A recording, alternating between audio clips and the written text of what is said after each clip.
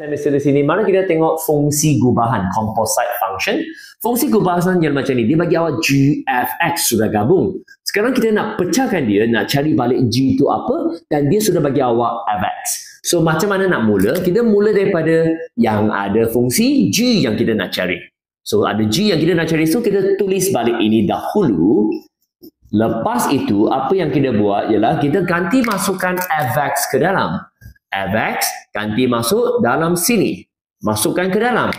Kalau you masukkan Fx ke dalam, you akan dapat X tambah 3 sama dengan ini. Dan seterusnya, apa yang you kena buat ialah you kena jadikan dia Gx. Artinya, ini cuma boleh ada satu huruf. So, apa kita buat ialah kita kena anggapkan dia sebagai Y. So, macam mana anggapkan dia sebagai Y? Mari saya tunjuk.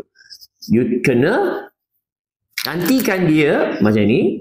Gantikan dia sebagai Y. Okey, kalau you gantikan dia sebagai Y, artinya X akan sama dengan Y tolak 3. Tambah menjadi tolak. Settle. Okay, lepas settle, apa yang you kena buat ialah ambil ini, ganti masuk dalam sini. Artinya dia akan jadi Y.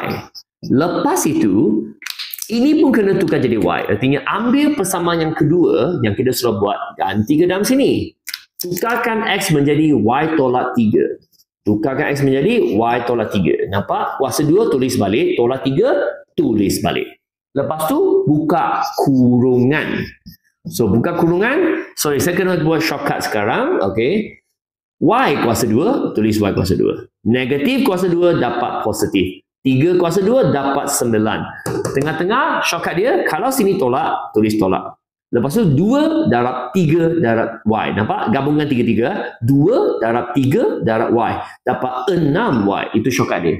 Dapat 3 jawapan. Buka kurungan akan dapat 2Y kuasa 2, 12Y dan juga 18. Belakang ada tolak 3. Pemudahkan dia akan dapat 2Y kuasa 2, tolak 12Y dan tambah 15. So, akhir sekali, ini adalah GY. Tapi kita tak nak. Kita nak G, X. You tukarkan Y menjadi X. Apabila you tukar Y menjadi X, sini pun akan jadi X, akan jadi X, dan siap. Jawapan. Okay? Thank you.